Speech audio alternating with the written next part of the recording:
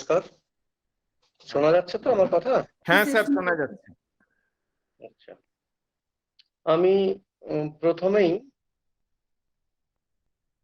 Technically college কর্তৃপক্ষকে বলা দরকার, সেটাই সেমিনারের নিয়ম, কিন্তু আমি তার আগেই আরো একটা কাজ করতে চাই। সেটা হচ্ছে যে উদ্দেশ্যে আজকে এই সেমিনার, যে কারণে যাদের জন্য বাংলা ভাষা নিয়ে এত চিন্তা ভাবনা, সেই ভাষা শহীদদের উদ্দেশ্যে আমার আন্তরিক শ্রদ্ধা প্রণাম জানাই।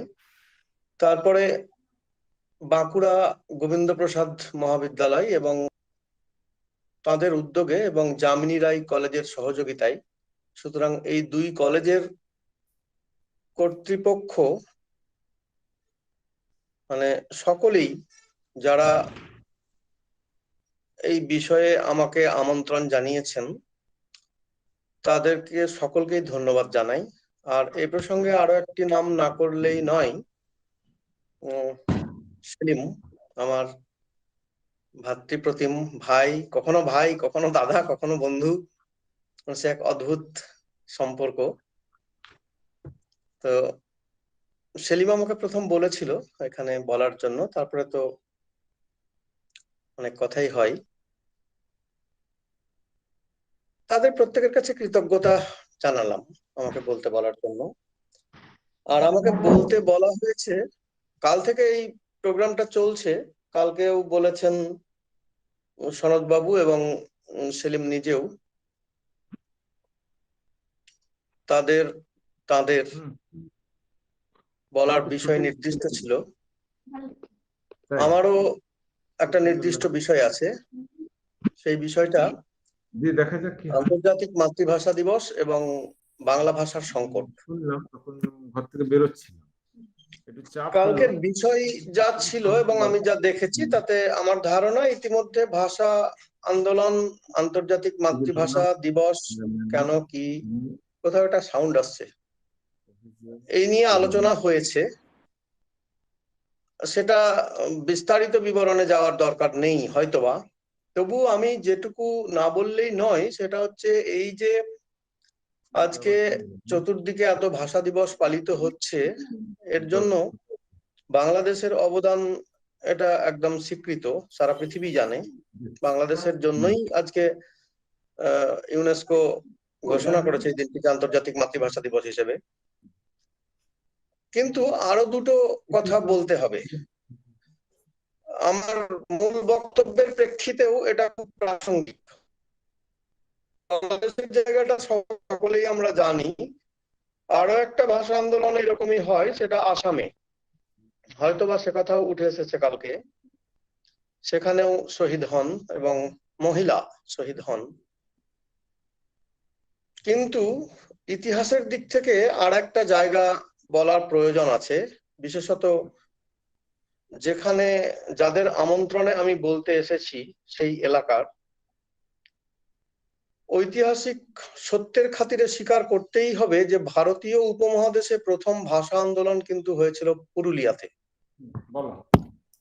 এবং 48 সালে সেটার সূত্রপাত হয় এবং 56 সালে খুব চূড়ান্ত আকার ধারণ করে। 56 সালের 20 মার্চ, 20 এপ্রিল থেকে 6 মে, 6 মে। ঠিক আছে, আমার লেখাটা পড়া হয়েছে। একটু সাউন্ড গন্ডগোল আসছে কোথাও। আমি তো আর কি লিখবো, আমার তো আর লেখার কোনো জায়গা নেই। অফিস কই, ডেজিগনেশন অলরেডি দিও। একটু ডিস্টার্ব আসছে কোথাও থেকে।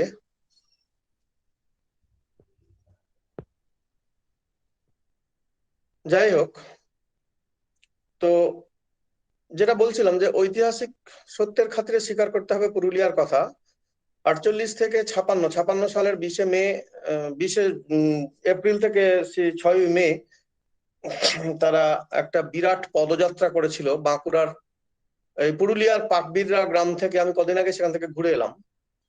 পাকবিররা গ্রাম থেকে কলকাতা পর্যন্ত। এবং পুরুলিয়ার সেই ভাষা আন্দোলনের কিন্তু তারও আগে সূত্র আছে। সেটা যেটা বলছিলাম যে ভারতীয় উপমহাদেশে এটাই প্রথম ভাষা আন্দোলন। অ্যাকচুয়ালি এর সূত্রপাত প্রথম হয়েছিল 1912 সালে, যখন মানভূম অঞ্চলকে বিহারের সঙ্গে জুড়ে দেওয়া হয় এবং তাই নিয়ে গান টান লেখাও হয়েছিল, টুসু ভাদু এই সমস্ত। এই কথা তিনটে মানে মেনলি দুটো, বাংলাদেশ তো বটেই, আসাম আর পুরুলিয়ার কথাটা বলে নেওয়ার প্রয়োজন হচ্ছে। তার মানে এই বাংলা ভাষাকে, এই বাংলা ভাষার কারণে 3বার আন্দোলন হয়েছে এবং প্রতিটি ক্ষেত্রেই সেই আন্দোলন কিন্তু জয়ী হয়েছে, উদ্দেশ্য সফল হয়েছে। এই হচ্ছে বাংলা ভাষা। অথচ সেই বাংলা ভাষার জন্যই আজকে আমাকে বলতে হবে তার সংকট। কেন বলতে হবে? এই কারণে কথাটা আমি বলে নিলাম। সংকট কি বাংলার ঘনীভূত হয়েছে? আদৌ হয়েছে কি? হলে তার চেহারাটা কেমন? এই কথাটাকে আবার বিশ্লেষণ করার জন্য আমি প্রথমেই বলতে চাই যে আমাদের ছোটবেলা বলবো না, বড়বেলায় 99 সাল থেকে আমি চাকরিতে জয়েন করেছি, তখন কিন্তু এই ভাষা দিবস পালনের এত বেশি চল দেখিনি। ইদানিং এই লাস্ট কয়েক বছরে যেরকম দেখছি অত্যন্ত বেশি। কেন কেন হচ্ছে? আমরা হেলথ চেক আপ করাতে তখনই যাই যখন শরীরে কোনো সমস্যা দেখা দেয়। তার মানে নিশ্চয়ই সামথিং রং, একটু সমস্যা প্রবলেম কোথাও হয়তো বা হচ্ছে, যার জন্য এত বেশি এটাকে আলোচনা করার দরকার হচ্ছে। সমস্যাটা তাহলে কি? সমস্যাটা কি আদৌ সমস্যা? এইটা একটুখানি ছুঁয়ে যেতে হবে। হ্যাঁ, সমস্যা একটা হচ্ছে, সেটা তথ্য পরিসংখ্যান বলছে, যদিও সেই তার চেহারাটা, সমস্যাটা আদৌ কতটা সমস্যা সেই প্রসঙ্গে একদম পরে যাচ্ছি আমি। এখন এর সমস্যার চেহারাটা দেখতে গেলে প্রথমেই আমাদের ভাবতে হচ্ছে, যেটা অনেকেই জানা, তারপরে তো বটেই, একটা খুব গুরুত্বপূর্ণ বিষয় পৃথিবীর, গোটা পৃথিবীর, সেটা শুধু বাংলার নয়, সেটা হচ্ছে এন্ডেঞ্জার্ড ল্যাঙ্গুয়েজ। মানে বহু ভাষা বিপদের সম্মুখীন এবং বহু ভাষা পৃথিবী থেকে অবলুপ্ত হয়ে গেছে, অবলুপ্ত হয়ে যাচ্ছে। বাংলা কি সেরকম? মোটেই নয়, কখনোই ওটা বলা যায় না এখনই। কিন্তু পৃথিবীর ইতিহাসে দেখা যাচ্ছে, মানে একটা ইউনেস্কোর রিপোর্ট বলছে যে প্রতি 12 দিনে একটা করে ভাষার মৃত্যু ঘটে। তার মানে ব্যাপারটা ভাবার, কেউ না কেউ তো অবলুপ্ত হচ্ছে ইতিহাস থেকে, যেটা হওয়া উচিত নয়, নয় বলেই মনে করি। এখন ইউনেস্কোর এই রিপোর্টটাকে ধরে জার্মানির একটি ভাষা গবেষণা সংস্থা দেখাচ্ছে যে এইভাবে চলতে থাকলে আমাদের এই বাংলা মা, যার 1000 বছরের ঐতিহ্য, সেই মা একদিন বিপদের সম্মুখীন হবে। মানে সেই বৃদ্ধা মাকে নচিকেতার ভাষায় মৃত্যুবরণ না করলে অন্তত যেতে হবে বৃদ্ধাশ্রমের নিঃসঙ্গতায়। ব্যাপারটা কি সত্যিই সেই রকম? এইখান থেকে মূল আলোচনাটাই ঢুকতে হবে। ব্যাপারটা কতটা সেই রকম, কতটা আশঙ্কা আছে, সেটা আমার মনে হয় যে কোনো অনুভূতিশীল চিন্তাশীল মানুষ প্রতিদিন প্রতি মুহূর্তে অনুভব করেন। তা যদি না হতো তাহলে ভবানী প্রসাদকে কেন আজকে লিখতে হবে, ভবানী প্রসাদ মজুমদারকে, যে জানেন দাদা আমার ছেলের বাংলাটা ঠিক আসে না, এই লেখা লিখতে হচ্ছে? যদিও একই সঙ্গে বলতে হবে যে বর্তমান পৃথিবীতে প্রায় 125 কোটি মানুষ, 25 কোটি মানুষ বাংলা ভাষায় কথা বলে, এবং আপনারা হয়তো জানেন যে ইংল্যান্ডে দ্বিতীয় ভাষা বা ব্যাঙ্গালোরেও দ্বিতীয় ভাষা হিসেবে বাংলা স্বীকৃতি পেয়েছে। তবু বাংলার যে মূলত দুটো পার্ট, বাংলাদেশ আর পশ্চিম বাংলা, সেইখানে পশ্চিম বাংলায় ভাষার অবস্থাটা কি রকম সেটা যদি আমরা লক্ষ্য করি, রাস্তাঘাটে, বাসে, ট্রাকে, ট্রামে, যে কোনো জায়গায় তাহলে কিন্তু এর একটা শোচনীয় অবস্থা আমরা লক্ষ্য করতে পারবো। এখন এই বিষয়টাকে, সংকটের বিষয়টাকে আমি মূলত পর্যায়ক্রমে আলোচনা করব, কারণ এখানে ছাত্রছাত্রীরা অনেকেই আছো, তাদের কথা ভেবেই মূলত চারটে দিক: বাংলা ভাষার অধিকার, বাংলা ভাষার ক্ষমতা, বাংলা ভাষার বর্তমান পরিস্থিতি এবং উত্তরণের উপায়, এই চারটে পর্যায় পরপর আমি বলে যাচ্ছি। বাংলা ভাষার অধিকারের জায়গাটা আমাদের ভাবার দরকার, যে আজকে আমরা কোন জায়গায় দাঁড়িয়ে আছি। অধিকারের কথা ভাবতে গেলে প্রথমেই আমাদের যেটা চিন্তা করার দরকার সেটা হচ্ছে হাজার বছরের একটা সমৃদ্ধ ঐতিহ্য আমাদের আছে, ছিল, এখনো আছে, যদিও স্বাধীনতার পর থেকে চেহারাটা একটু অন্যরকম, সেটা যথাসময়ে আলোচনায় আসবে।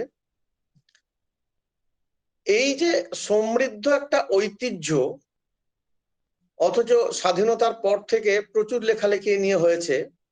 যখন ভারত রাষ্ট্র জন্ম নিল তখন বাংলা ভাষাকে, এটা তো ঠিক যে বাংলা ভাষার আরেকটা যে সাইড বাংলাদেশ, সেখানে বাংলা ভাষা রাষ্ট্রীয় মর্যাদা পেয়েছে, এটা আমাদের এখানে পাওয়া সম্ভব নয়।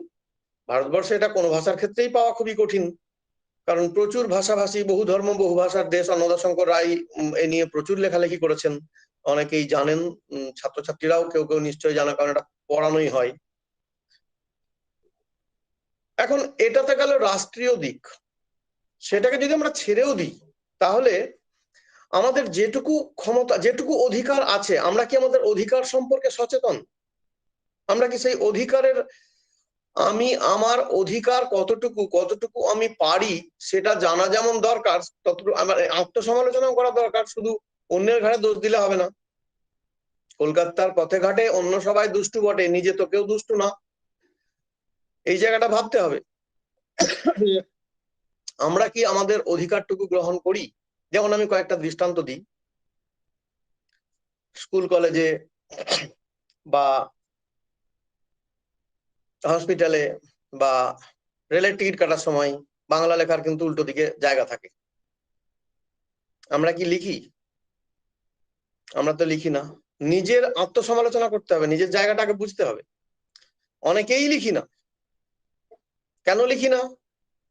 এটা একটা বড় প্রশ্ন, সে আলোচনাও পরে আসবে। ওই যে পর্যায়ক্রমে বললাম কেন লিখি না, একটু মানে জাস্ট একটা শব্দ এখন বলি, পরে যাচ্ছি বিস্তারিত সেই জায়গায়।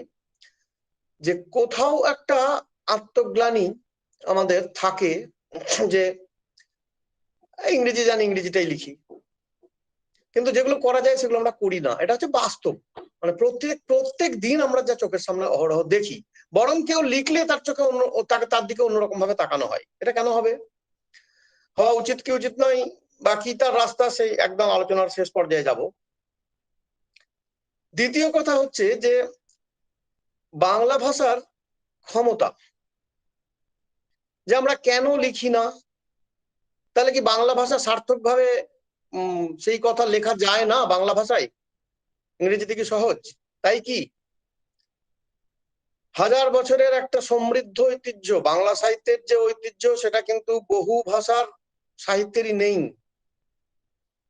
তো এই ঐতিহ্য থাকা সত্ত্বেও তাহলে কি সেই সমস্ত কাজ বাংলা ভাষায় মানে করতে সক্ষম আমরা হব না? সেটা কি স্বাভাবিক? কখনোই নয়। আজকে বাংলাদেশে কিন্তু সবকিছুই বাংলা ভাষাতে হয়, আমাদের সেটা হয় না। যেটুকু সুযোগ থাকে সেটাও আমরা গ্রহণ করি না। আমাদের ঐতিহ্যের কথা যদি আমরা ভাবি তাহলে দেখা যাবে যে বাংলা ভাষায় বাংলা ছাড়া অন্যান্য কোনো বিষয় চর্চার কথা ভাবা হয় না। এখানে হয়তো অন্য সাবজেক্টের লোক আছেন, থাকাটা স্বাভাবিক। কতটুকু বিজ্ঞান বা মানে সোশ্যাল সায়েন্সের যে জায়গাগুলো, আমরা কতটুকু বাংলাতে চর্চা করি? হয় না তা তো নয়। বিরাট ঐতিহ্য পরাধীন ভারতবর্ষের বুকেই ছিল। আমি ধরে ধরে তার প্রমাণ করে দিচ্ছি এক্ষুনি। সত্যেন্দ্রনাথ বোস বঙ্গীয় বিজ্ঞান পরিষদ তৈরি করেছিলেন বাংলায় বিজ্ঞান চর্চা করার জন্য। অমৃতলাল সরকার, মহেন্দ্রলাল সরকার, জগদীশ চন্দ্র বসু, প্রফুল্লচন্দ্র রায় প্রত্যেকে বাংলায় লিখেছিলেন। আজকে কিন্তু তেমন লেখা হয় না। এবং ওই সময় প্রচুর পত্রপত্রিকা বার হতো। অমৃতলাল সরকার বিজ্ঞান পত্রিকা বার করতেন, প্রশান্ত চন্দ্র মহলানবিশ সংখ্যা তার পত্রিকার নাম, জগৎ লাহা প্রকৃতি, আজকে আমরা প্রকৃতি পরিবেশ এসব নিয়ে অনেক লেখালেখি করছি, কিন্তু সেই সময় 1914-15 সাল নাগাদ যখন আমাদের ভারতবর্ষ, নারায়ণ, এই সমস্ত পত্রিকা বেরোচ্ছে, সেই সময় প্রকৃতি বলে পত্রিকা বেরোচ্ছে, তখন কিন্তু লেখা হতো।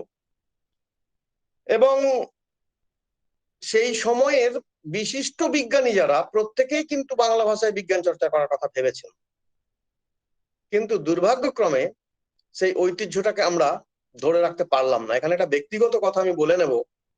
2012 সালের 21শে ফেব্রুয়ারি আমি একটি পত্রিকার সাইট লঞ্চ করেছিলাম, যেটা একই সঙ্গে ওয়েবসাইটও থাকবে, সেখানে লেখা হবে, আবার তার অফলাইনও বেরোবে। সে অফলাইনে পত্রিকার 3টে সংখ্যা এখনো আছে। পত্রিকাটার চরিত্রটা ছিল এমন, হ্যাঁ 2012 সালে আমার এখনো সেই পত্রিকা আছে, চাইলে কলেজ কর্তৃপক্ষকে আমি দিয়েও, মানে কখনো গেলে পরে নিয়ে যাব, দেবো। সেই পত্রিকাটা পৃথিবীতে প্রথম বেরিয়েছিল, পৃথিবীতে, হ্যাঁ দায়িত্ব নিয়ে বলছি, কারণ পত্রিকার চরিত্র ছিল international interdisciplinary double blind peer review system research journal in Bengali language. এবং তার সম্পাদক মন্ডলীতে এবং বিভিন্ন জায়গাতে কে ছিলেন না, নাসার সায়েন্টিস্ট থেকে মনোজ মিত্র থেকে সৌমিত্র চট্টোপাধ্যায় থেকে প্রত্যেকটি সাবজেক্টের বড় বড় মানুষরা।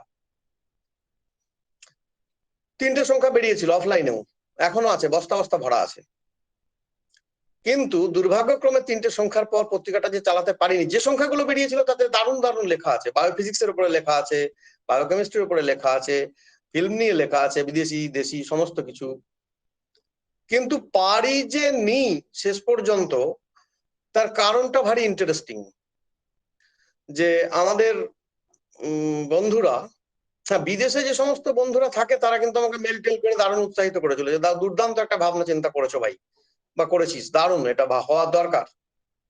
কিন্তু পত্রিকাটা চলেনি, কারণ বাংলা ছাড়া, বিজ্ঞান তো বাদ দিলাম, এমনকি সোশ্যাল সায়েন্সের, আমাদের ইকোনমিক্স বা পলিটিক্যাল সায়েন্স এই ধরনের লেখাও বাংলাতে পেতাম না।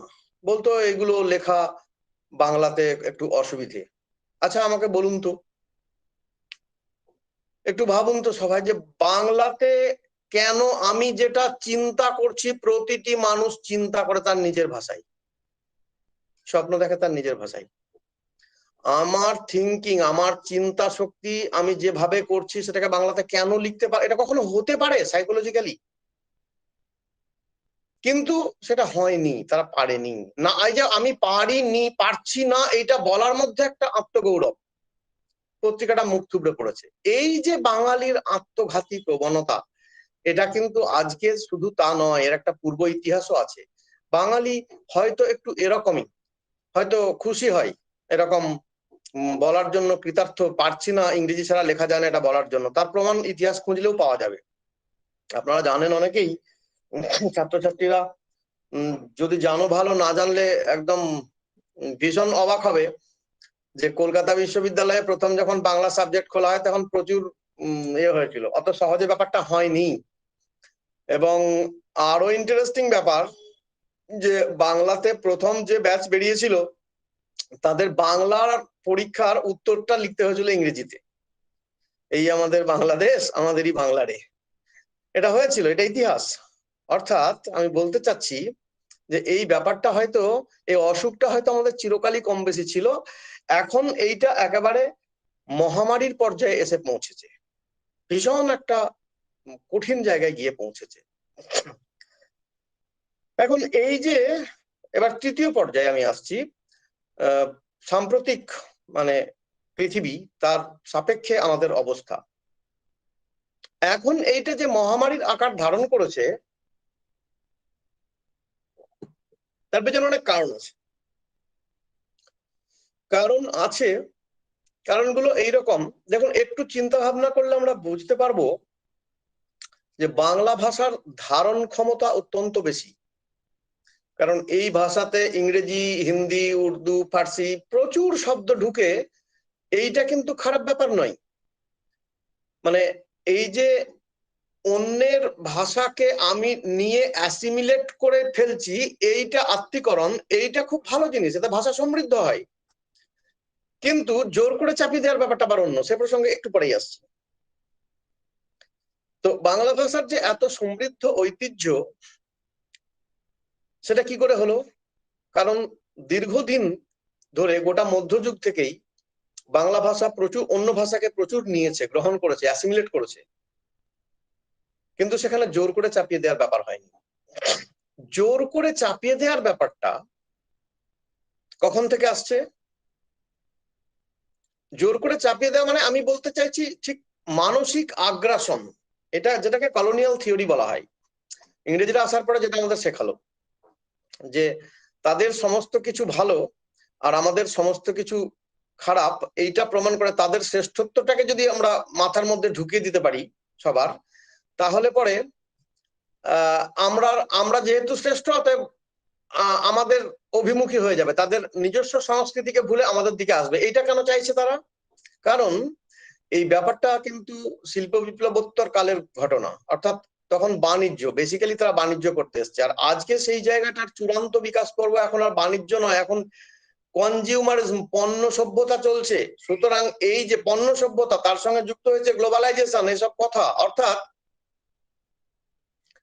আজকে এই আগ্রাসনের ব্যাপারটা চলে আসছে ভাষা, যে আজকে যদি আমি আগ্রাসন করতে পারি, তাহলে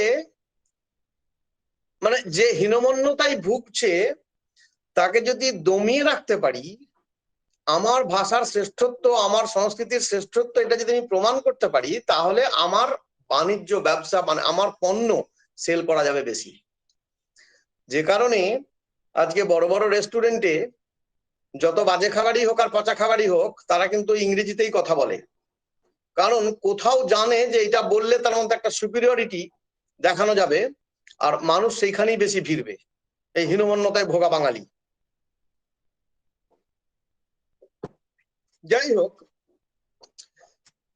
এই যে ব্যাপারটা, সেই ভাষা আগ্রাসনের ব্যাপারটা, ভাষা বা সংস্কৃতিকে আগ্রাসন চালানো, সংস্কৃতির উপর আগ্রাসন চালানো, এই ব্যাপারটা এত সহজ নয়, এটা খুব জটিল। আজকের পৃথিবীতে, 21 শতকের পৃথিবীতে দাঁড়িয়ে আরো অনেক দিক এর সঙ্গে ভাবার আছে। সেটা হচ্ছে মূলত অর্থনৈতিক দিক। কারণ এটা একটা ধারণা মানুষের যে একটু ইংরেজি জানলে হয়তো, বা অন্যান্য ভাষা, আমি কখনোই বলছি না যে অন্য ভাষা জানতে হবে না, একাধিক ভাষা জানাটা ভীষণই ভালো, সেটা জ্ঞানকে সমৃদ্ধ করবে। কিন্তু ওই দিকটাই জানবো নিজেকে নেগলেক্ট করে, নিজের ভাষাকে, নিজের সংস্কৃতিকে, নিজের ঐতিহ্যকে নেগলেক্ট করে, এইটার বিরোধিতা করছি আমি। কিন্তু দুর্ভাগ্যক্রমে এটাই দেখা যাচ্ছে। এর সঙ্গে হয়তো একটা অর্থনৈতিক সম্পর্ক, চাকরি বাকরি পাওয়ার ব্যাপার আসবে, ব্যাপারটা কিন্তু সেরকম নয়। ব্যাপারটা সেরকম যে একেবারেই নয়, সে কথাও পরে আসছি আমি। এখন এই যে একটা চূড়ান্ত আগ্রাসন, মানে একটা একদিকে বাঙালির হীনমন্যতা কাজ করছে। হ্যাঁ, আমাদের হীনমন্যতা তো বটেই, যার ঐতিহ্য আমি কলকাতা বিশ্ববিদ্যালয় থেকে উদাহরণ তুলে দেখালাম, যেটা আগেও ছিল, এখন চূড়ান্ত জায়গায় এসেছে। এর পিছনে বাঙালি সাইকোলজিকে বোঝাতে গেলে বোধহয় সেই জীবনানন্দর কাছে আমাদের দৌড়তে হবে। খুব চমৎকার, যে অপরের মুখ ম্লান করে দেওয়া ছাড়া প্রিয় সুখ পৃথিবীতে নেই। আমি স্মৃতি থেকে বললাম, একটু এদিক ওদিক হতে পারে। অপরের মুখ ম্লান করে দেওয়া ছাড়া প্রিয় সুখ পৃথিবীতে নেই। আজকে কি অদ্ভুত একটা জায়গা, যে এটা তো বাস্তব ঘটনা, যে কেউ ফরফরিয়ে ইংরেজি বললে 8-10 জন কিন্তু হাঁ করে তাকিয়ে দেখে। এক কোথাও একটা হীনমন্যতা বোধ কাজ করে। এইখানেই সংকটটা। কেন এটা হবে? যখন বাইরের থেকে কোনো লোকজন আসে, সে তো বাংলা বলতে পারে না, বা তিনি তো পারেন না, তিনি তো আর এটা ভাবছেন, তিনি তো আমাদের বাংলা শুনে হাঁ করে তাকিয়ে দেখছেন না, তার তো কোথাও হীনমন্যতা বোধ কাজ করছে না। এই জায়গাগুলো ভাবতে হবে। এখন গ্লোবালাইজেশন থিওরি নিয়ে খুব চর্চা হচ্ছে, গ্লোবালাইজেশনের কথা বলা হয়, বিশ্বায়ন। এই বিশ্বায়নের প্যাঁচে পড়ে হয়তো এই ব্যাপারটা আরো বেশি জোরদার হচ্ছে। কিন্তু আমি আবার এর উল্টো দিকটা দেখি, যে কারণে শুরুতেই আমি বলেছিলাম যে এটা কতটা সমস্যা, আদৌ সমস্যা কি, এর ভালো দিকও তো থাকতে পারে। সেই কথাটা আমি বলি। কিরকম ভালো দিক থাকতে পারে দেখুন, বিশ্বায়নের কবলে পড়ে, এক মিনিট একটু ফোন চলে এসছে একটা, বিশ্বায়নের কবলে পড়ে কি হলো ব্যাপারটা, এক মিনিট, শোনা যাচ্ছে কথা? হ্যাঁ স্যার, শোনা যাচ্ছে। তো ঠিক আছে। বিশ্বায়নের কবলে পড়ে এবং ক্রমশ ও প্রত্যেকেই বড় ভাষাগুলো ছোট ভাষার উপর আগ্রাসনী মনোবৃত্তি দেখাবে। যেহেতু বিশ্বায়নের বাজার, এর খারাপ দিক আছে। এখানে আমার একটা প্রশ্ন আছে, খুব ঠান্ডা মাথায় সবাইকে ভাবতে বলছি। এই যে আমরা সব সময় দোষ দিই আগ্রাসন চালানোর, এটা মিথ্যে নয়, খুবই ঠিক। চতুর্দিকে আমরা দেখছি চলছে, প্রতি মুহূর্তে চলছে, আলোচনা শেষ পর্যায়ে সেখানে যাব। কিন্তু আমার কথা হচ্ছে, আচ্ছা এই আগ্রাসনী মনোবৃত্তি কার নেই? যে কোনো দেশ, যে কোনো রাষ্ট্র, যে কোনো সমাজ, যে কোনো গোষ্ঠী, যে কোনো একদম ক্ষুদ্রতম ইউনিটে যদি চলে আসি, তো প্রতিটি মানুষ কি, আচ্ছা এই যে আমি কথা বলছি, আমি যেটা বলতে চাইছি সেটাকেই একদম, এটাই যেন শ্রেষ্ঠ কথা, এর উল্টো কিছু নেই, এইটাকে আমি এইভাবে বলছি, কনভিন্স করানোর চেষ্টা করছি, এর মধ্যেও তো কোথাও একটা আগ্রাসনী মনোবৃত্তি আছে। এটা তো প্রতিটি মানুষের একটা সহজাত প্রবৃত্তি, এটা তো থাকবেই। তাহলে তো কাউকে দোষ দিয়ে লাভ নেই। তাহলে প্রশ্ন হচ্ছে শক্তির, ক্ষমতার। কোন ক্ষমতা? ডিফেন্ড করার। সেই জায়গাটাই পড়ে যাচ্ছি। তার আগে একটু বলে নিতে হবে যে গ্লোবালাইজেশন কিন্তু এখন অনেক পুরনো, 20 বছর আগে চলতো, এখন গ্লোকালাইজেশন চলে এসছে। গ্লোবাল প্লাস লোকাল, অর্থাৎ যদি আমি আমার শক্তির জায়গায় ঠিক থাকতে পারি, তাহলে আমি কিন্তু পৃথিবী আমার কাছে আসবে। মানে একটা সময় ছিল যে পৃথিবীর কাছে আমাকে পৌঁছতে হবে, এখন কিন্তু সেদিন চলে গেছে। টেকনোলজি এমন জায়গায় নিয়ে গেছে আমাদের, যে যদি আমার ক্ষমতা থাকে, ক্ষমতা মানে আমি খারাপ ক্ষমতা মানে খারাপ কথা, খারাপ ক্ষমতার খারাপ দিকটা বলছি না, মানে সত্যিকারের পাওয়ার, আমার এলএম যদি থাকে, তাহলে পৃথিবী আমার কাছে আসবে। পৃথিবীর দরবারে আমি পৌঁছে যাব ফ্র্যাকশন অফ সেকেন্ড। আজকে মোবাইল ইন্টারনেট পরিষেবা সেটা তৈরি করে দিয়েছে।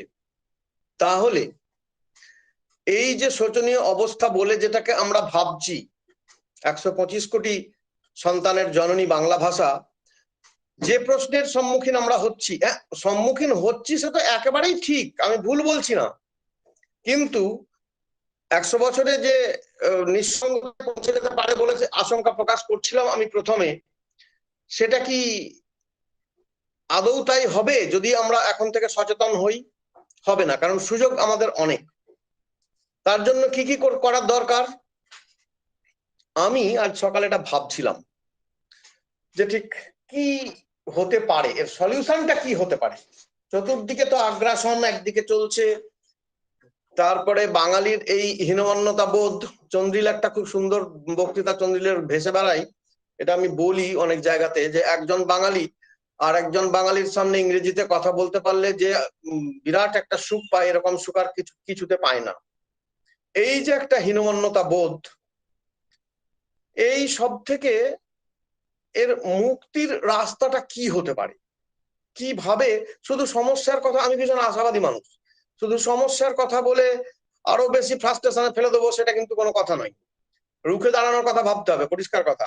কেউ কাউকে 1 ইঞ্চি জমি ছেড়ে দেবে না, জমি অধিকার আদায় করে নিতে হবে, সেই অধিকারের কথা দিয়ে আমি শুরু করেছিলাম।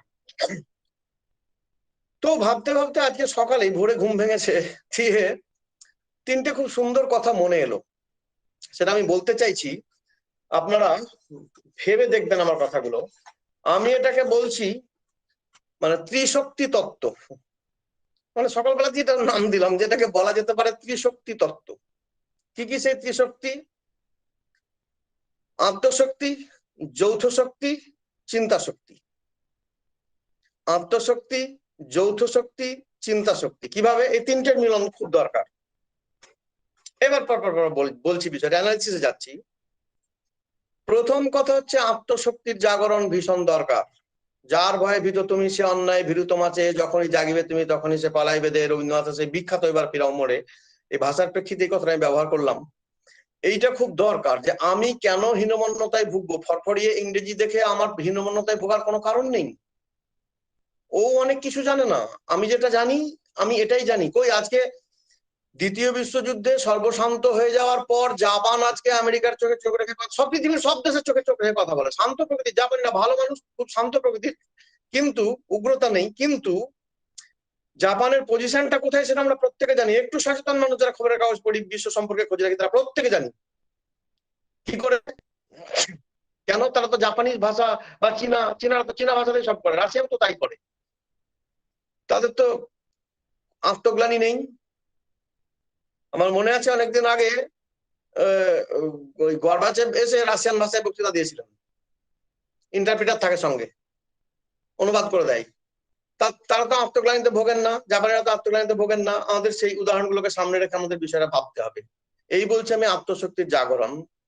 যৌথ শক্তি, এইটা বাঙালির সব থেকে বড় ক্রাইসিসের জায়গা। যে এটা নিয়েও ভাবছিলাম যে মানুষ বোধহয় তথাকথিত উন্নতি মানে ব্রেনের ডেভেলপমেন্ট, তথাকথিত আমি শব্দটা জোর দিয়ে বলছি, আসলে উন্নতি কি, আসলে ডেভেলপমেন্ট কি, সেটা অনেক বড় কোশ্চেন, সেটা নিয়ে আলাদা করে আলোচনাই করা যেতে পারে। আমি সবসময় এই কথাটা বলি যে আমরা বলি পিঁপড়েদের অনুন্নত বা অন্যান্য জীবে, তো মানুষ তো সব থেকে বেশি অনুন্নত মনে হয়। কারণ পিঁপড়েরা আগে থেকেই জেনে যাচ্ছে কখন বৃষ্টি হবে, হাতি জেনে যাচ্ছে আন্দামানে যে কখন সুনামি আসবে। মানুষ তো জানতে পারলো না, নাসা তো কোটি কোটি ডলার খরচ করে কিছুই বলতে পারলো না। তাহলে কে উন্নত? সেটা আপেক্ষিক প্রসঙ্গ, সেটা এখানে বলার বিষয় নয়, সেটা আলাদাভাবে আলোচনা হতে পারে। কিন্তু তথাকথিত ভাবে আমরা ছোটবেলা থেকে যেভাবে জানতে অভ্যস্ত হয়েছে, আমাদের যেভাবে শেখানো হয়েছে যে আমরা ডেভেলপড, আমরা উন্নত, এই ফর্মুলা ধরে আমার একটা কথা খুব মনে হয়, সেই তথাকথিত উন্নতি ব্রেনের ডেভেলপমেন্ট ঘটলে আমরা বোধহয় স্ক্যাটার্ড হয়ে যাই, বিচ্ছিন্ন হয়ে যাই। এবং এমন বিচ্ছিন্ন হয়ে যায় যে আবার সেই জীবনানন্দকে রেফার করছি, অপরের মুখ ম্লান করে দেওয়া ছাড়া প্রিয় সুখ পৃথিবীতে নেই। আমরা একত্রিত হতে পারি না। এ কথাটা বলছি কি যে আত্মশক্তির কথা প্রথমে বললাম, তার সঙ্গে যুক্ত করতে হবে যৌথ শক্তি, একক ভাবে নয়। একজন বাংলাতে বলছে আর একজন ইংরেজি জানে, একজন বাংলাতে ডিপার্টমেন্টের একজন কেউ বাংলাতে অ্যাপ্লিকেশন লিখছে আর একজন কেউ ইংরেজিতে লিখছে। বাংলাতে যে লিখছে তাকে এনকারেজ তো দূরের কথা, ডিসকারেজ করছি। এইটা তো করলে হবে না। সবাই কেন যৌথ হবে বলবো না, আমরা সবাই করবো। আমাদের ডিপার্টমেন্টে যেমন আমাদের খুব অদ্ভুত একটা ব্যাপার, মানে আমাদের সমস্ত কাজ কিন্তু বাংলাতে হয় এই ইউনিভার্সিটি। হ্যাঁ, ইংরেজিতে লিখতে হয়, আমার ব্যক্তিগত জায়গাগুলো আমরা অনেক সময় ইংরেজিতে লিখি চর্চা রাখার জন্য, যেটা দরকার আছে। কিন্তু ডিপার্টমেন্টের রেজলিউশন বা যে কোনো মিটিং এর সিদ্ধান্ত সমস্ত কিছু আমরা বাংলাতে লিখি। কেন লিখবো না? এটা যৌথ সিদ্ধান্ত। অনেক আগে থেকে আমাদের বিশ্ববিদ্যালয়ে বাংলা বিভাগ এটা হয়েছে। আমি প্রথম যখন হেডের চেয়ারে বসি তখন ইংরেজিতে লিখছিলাম, তো একজন সিনিয়র টিচার আমাকে বলেছিলেন যে উৎপল এটা করো না, এটা আমাদের দীর্ঘদিনের ঐতিহ্য, এটাকে ধরে রাখো। আমার খুব ভালো লেগেছিল কথাটা, খুব ভালো লেগেছিল যে হ্যাঁ ঠিক তো, এটা তো করা উচিত। তাহলে সেই আত্মশক্তি একজন দুজন তিনজন একটু একটু করে যাদের জাগবে, অন্যদের তাদের সমর্থন করে যৌথ শক্তিতে রূপান্তরিত করা প্রয়োজন, যেটাই ঠিক। এইবার সব থেকে মোস্ট ভাইটাল পয়েন্ট, খুবই গুরুত্বপূর্ণ, সেটা হচ্ছে চিন্তা শক্তি। এটা আমার বিশ্বাসের জায়গা। দেখুন ভাই, আজকে সারা পৃথিবীতে যে মহাযজ্ঞ চলছে তা হচ্ছে চিন্তা শক্তিকে নষ্ট করে দাও। মানুষ চিন্তা করতে শিখলেই বিপদ, চিন্তা করতে দেওয়া যাবে না। তার হাতে মোবাইল, ইন্টারনেট পরিষেবা, সমস্ত কিছু দুনিয়া মুঠিমে করে দাও এবং নেশাগ্রস্ত করে দাও তাকে। যদি সে শুয়ে শুয়ে ভাবতে শেখে তাহলে সাড়ে সর্বনাশ, সর্বনাশের মাথায় বাড়ি। সুতরাং এটা চাচ্ছে। এবার মলমূত্র আবর্জনা স্রোতে ভাসে, আমরা যদি নিজেকে মলমূত্র আবর্জনা ভাবি তাহলে আমরা স্রোতে ভাসবো, আর না হলে আমরা প্রাণ যদি আমাদের থাকে তাহলে স্রোতের উল্টো দিকে হাঁটবো। এ কথাটা বলেছিলেন একজন আমাকে, আজিজুল হক, লিখে দিয়েছিলেন একটা বইয়ে যে মলমূত্র আবর্জনা স্রোতে ভাসে, প্রাণ চলে স্রোতের বিপরীতে। খুব ভালো লেগেছিল কথাটা। তাহলে এই যে পয়েন্টটা আমি বলছি যে চিন্তা শক্তি, যেখানে পৃথিবী আমাকে চিন্তা করতে দেবে না বলে তার সমস্ত উপাচার নিয়ে হাজির, আমাকে তো তার বিরুদ্ধে হাঁটতে হবে, আমাকে তো চিন্তা করতে হবে। কেন চিন্তা করতে হবে? এইটা আমার মেন পয়েন্ট, যে যদি আমরা ভাষাকে সংস্কৃতিকে ভালোবাসি এবং তাকে সত্যি আমার মাকে রেসপেক্ট করতে চাই, তাহলে আমার চিন্তা যদি থাকে, আমার চিন্তা শক্তির যদি মানে কি বলবো ভালো জায়গা থাকে, তাহলে এবার একটু আগে যে কথা বলছিলাম গ্লোবালাইজেশন পেরিয়ে আমরা গ্লোকালাইজেশনের যুগে চলে এসেছি, সেই পয়েন্টটার সঙ্গে এবার একটু মিলিয়ে করবো। আমার কোয়ালিটি যদি ঠিক থাকে তাহলে আমার পৃথিবী আমার কাছে আসবে। গ্লোকালাইজেশনের এটা একটা ভালো দিক। প্রমাণ দিক। মধুসূদন দত্তকে ইংরেজি জানতেন না? না এনসি চৌধুরী জানতেন না? না উৎপল দত্ত? না সত্যজিৎ রায়? তারা বাংলাতে লিখেছেন প্রত্যেকে। আর কি কোয়ালিটির লেখা সেটা অনেকেই বুঝতে পারছেন, ছাত্রছাত্রীরা বড় হবে যখন আরো একটু পড়াশোনা করবে তখন বুঝতে পারবে। এনসি চৌধুরী এত ভালো ইংরেজি জানতেন যে সেটা ব্রিটিশদের একটা হিংসার কারণ। উৎপল দত্তও সেই রেঞ্জের, কিন্তু বাংলায় নাটক লিখেছেন, গ্রামেগঞ্জে ঘুরে বেড়েছেন, মানে যাত্রার ফর্মকে নাটকে এনেছেন। এরা গুরুত্ব দিচ্ছেন বাঙালি সংস্কৃতিকে। এবং আমাদের ভাবতে হবে যে সত্যজিৎ রায় তিনি কিন্তু বাংলা ভাষাতে সিনেমা করেই অস্কার জয় করেছেন। আমি একটু আগেই বলছিলাম যে আজকে জাপান কোথায় পৌঁছে গিয়ে পৃথিবীর সমস্ত দেশের চোখে চোখ রেখে কথা বলে, দ্বিতীয় বিশ্বযুদ্ধে সর্বশান্ত হয়ে যাওয়ার পরও। কেননা আমি যখন একটা গাড়ি কিনতে যাই তখন চয়েস করি হোন্ডা গাড়ি, কারণ ওটা জাপানি গাড়ি। আমরা অনেকেই করি। তেল বেশি খাই জেনেও করি। কেন করি? যারা জাপানি জিনিস ব্যবহার করেন তার মানে তারা কোয়ালিটিটা ঠিক রাখে। আমার প্রশ্নটা এখানে চিন্তা শক্তি বলছিলাম। চিন্তা শক্তি মানে আমার চিন্তার যদি কোয়ালিটি থাকে, আমি যদি ভালো জিনিস আমার এই প্রায় 22-23 বছরের অধ্যাপনা জীবনে যা মনে হচ্ছে, আমরা বাঙালি ভাই বারবার একটা কথা সবিনয়ে বলছি যে খালি অন্যের ঘাড়ে দোষ চাপালে চলবে না। আবার বলছি, শঙ্খ ঘোষকে কোট করছি, কলকাতার পথে ঘাটে অন্য সবাই দুষ্টু বটে, নিজে তো কেউ দুষ্টু না। এই যে অন্যের ঘাড়ে দোষ চাপিয়ে দেবো, যেটা আমাদের সকলের স্বভাব, আমি নিজের কোয়ালিটি নিজেকে উন্নত করার চেষ্টা করবো না। আরে আমার অন্য কোয়ালিটি যদি ঠিক থাকে তো পাবলিক আমার কাছে আসবে, পৃথিবী আমার কাছে আসবে, আমার লেখা অনুবাদ হবে। কিন্তু আমার এত বছরের অধ্যাপক জীবনের অভিজ্ঞতা বলছে যে আমাদের কোয়ালিটির কিন্তু অবনমন ঘটছে। এটা আমার একেবারে একান্তভাবে আমার মতামত, ভেবে দেখবেন কথাটা। এবং এই কোয়ালিটি যদি আমরা ঠিক রাখি, চিন্তা শক্তির জাগরণ যদি আমার থাকে, আমি আরো উদাহরণ দিতে পারি, প্রচুর উদাহরণ দিতে পারি। এই তো দেওয়াটা উচিত, নাহলে ঘোরতর অন্যায় হয়ে যাবে। এই যামিনী রায় কলেজ, এই মানে এই যে আমাকে বলতে ডেকেছেন তার মধ্যে একটি কলেজের নাম যামিনী রায় কলেজ। যামিনী রায় কে ছিলেন? বাঁকুড়ার বেলেতরে ছবি আঁকতেন, গ্রামের মানুষ। কে জানতো? কেউ কি জানতো যামিনী রায়কে? কিন্তু সারা পৃথিবী আজকে জানে। কেন জানে? তার ছবির কোয়ালিটি এমন যে বিষ্ণুদের মতন মানুষ ইংরেজিতে প্রবন্ধ লিখছেন তার ছবি নিয়ে, তাকে বিশ্বের দরবারে পৌঁছে দেওয়ার জন্য। এইটা আমি ভাবতে বলছি। বা আমাদের শান্তিনিকেতনের কি নাম, ভাস্কর রামকিঙ্করের কোয়ালিটি এমন, ইংরেজি কি ইংরেজি হিন্দি কিছুই জানতেন না, বাংলা ভাষাই কোনোভাবে জানতেন, কিন্তু শ্রীমতী গান্ধী এসেও তার খোঁজ নিতেন শান্তিনিকেতনে এসে। এই যে এইটা হচ্ছে কোয়ালিটি। এইটাই আমি বোঝাতে চাচ্ছি যে আমার কোয়ালিটি মানে রামকিঙ্করের ভাস্কর্যে বা যামিনী রায়ের ছবিতে বা সত্যজিৎ রায়ের ফিল্মে সেই চিন্তা আছে, যে কারণে বিশ্বের দরবারে পৌঁছতে পারছে। তো এইটা যদি আমি দিতে পারি, তাহলে আমার ধারণা 100 বছর কেন 1000 বছরেও নবীন ভাষা সংস্কৃতি অবলুপ্ত হবে না। হ্যাঁ, কিছুটা বিবর্তিত হবে সময়োচিত কারণে।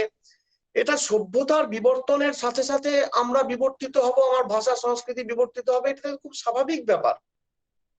এটা যদি না হয় তাহলে তো পৃথিবীতে সে আগুনের আবিষ্কার থেকে আজকে কম্পিউটার মোবাইল হতো না। ওটা মেনে নিতে হবে, কিন্তু অবলুপ্ত হবে না যদি আমরা আমার কোয়ালিটির জায়গা তাকে ঠিক রাখি। তাই আজকে বলছিলাম যে কথা, যে বারবার আমার মনে হচ্ছিল যে এই ত্রিশক্তি, আত্মশক্তি, যৌথ শক্তি আর চিন্তা শক্তি, এই চিন্তা শক্তিটা সব থেকে গুরুত্বপূর্ণ। এইটার সঙ্গে বাকি দুটোকে যোগ যদি আমরা সমস্ত বাঙালি আজকে শপথ করি, তাহলে হয়তোবা আমাদের সেই 1000 বছরের বৃদ্ধা জননী, যে আজকে বিরাট সংকটের সম্মুখীন বলে আমাদের আশঙ্কা হচ্ছে কখনো কখনো, সে আশঙ্কার কোনো কারণই থাকবে না। এটা আমাদের ভাবতে হবে। সত্যজিতের গুপি গায়ন, বাঘা বাইন প্রত্যেকেরই দেখা, মানে প্রচুর জায়গা ভাবার আছে সত্যজিতের। ছোট ছোট জায়গার মধ্যে, মানে খুব ক্ষুদ্র জায়গার মধ্যে খুব গভীর জিনিস আছে। গুপি বাঘার গানটা সেই কি যে, সাদা সিধা মানুষ মোরা দেশে দেশে যায়, নিজের ভাষা ভিন্ন মতের ভাষা জানা নাই। গান ভাবলে দেখা যাচ্ছে যে হ্যাঁ, নিজের ভাষা ভিন্ন, তার ভাষা জানা নাই, সাদা সিধা মানুষ, কিন্তু পৌঁছে যাচ্ছে রাজদরবারে। কি করে? কেননা তার গানটা, ঢোলটা তো হেভি, ওইখানে কোয়ালিটিটা তো দারুণ। আমি আরেকটা উদাহরণ দিই, যেটা ছেলে মেয়েদের খুব মজা পাবে। এই যে কিছুদিন আগে মানিকে মাগে হিটে, এই গানটার বিন্দু বিসর্গ আমরা কেউ কিছু অর্থ বুঝি, কিন্তু তার আবেদনটা, সঙ্গীত, সুর, মানে তার রিদম এত চমৎকার। আমি নিজে বহুবার শুনে দেখেছি যে কেন, কি আছে এর মধ্যে যে এত একদম হচ্ছে, হই হুল্লোড় হচ্ছে এটা নিয়ে। তো দেখলাম হ্যাঁ, তার বিটটা এত চমৎকার একটা বিট, এটা ভালো না লাগে উপায় নেই, না বুঝলেও।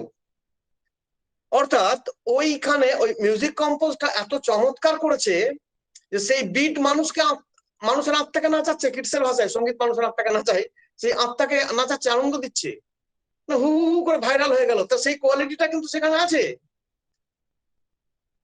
সেই কোয়ালিটির জন্যই গুপি বাঘা কিন্তু বলছে সাদাসিধা মানুষ, নিজের ভাষা ভিন্ন মতের ভাষা জানা নাই, জানার দরকার নেই তো অন্য ভাষা, কারণ সে নিজের কাজটা ঠিক করে। সেইখানে কোয়ালিটিটা তো দারুণ, পৌঁছে যাচ্ছে রাজদরবারে। এইটাই আমি বলতে চাইছি। এই ত্রিশক্তি সমন্বয় এবং ফর্মুলা, এবং তার সঙ্গে মেন যেটা চিন্তা শক্তি, এইটার সঙ্গে যদি আমরা সমঝোতা না করি, যেটা এখন খুব হচ্ছে বলে আমার ব্যক্তিগত মতামত, তাহলে বাংলা ভাষার সংকটের কোনো কারণ নেই। আর তা যদি না করি, খালি অন্যের ঘাড়ে দোষ চালাই, হ্যাঁ, যে ও এটা করছে, ও সেটা করছে, আর নিজেদের মধ্যে বিচ্ছিন্নতা, নিজেকে ব্যঙ্গ, মানে আমি এটা, যে জানে না তাকে ব্যঙ্গ করছি, তাহলে আমাদের হারিয়ে যেতে হবে। এখন শেষ হয়েও হইল না শেষ, আর একটা সেটা হচ্ছে, শুরুতে একবার বলেছিলাম যে শরীরে অসুখ বেঁধেছে বলেই আমরা হেলথ চেক আপ করাতে যাই। অর্থাৎ বাংলা ভাষার সংকট তো অবশ্যই দেখা দিচ্ছে, যে কারণে আমি সংকট উত্তরণের উপায়টাও ভেবেছি, সেটা বললাম। এইটা বোধহয় এই কালকে যে দিনটা গেছে, সেই পবিত্র দিনে আমাদের প্রত্যেকের মনে মনে এই শপথটা নেওয়া উচিত। নিজেকে জিজ্ঞাসা করুন, ছাত্রছাত্রীরা নিজেকে জিজ্ঞাসা করো যে আমার কোয়ালিটির সঙ্গে আমি মানে সমঝোতা করছি না তো, আমি ক্রমশ উন্নতির কথা ভাবছি তো, আরো ভালো, আরো ভালো, আরো ভালো, সে লেখালেখি, এভরিথিং, আমার যা কিছু চিন্তা, এই শপথটা আজকে নেওয়া জরুরি। এবং আমি ছাত্রছাত্রী এবং প্রত্যেক শ্রোতার কাছে আমার আবেদন যে এই শপথ নিয়েই আজকের দিনটাকে আমরা সার্থক করে তুলি। নমস্কার।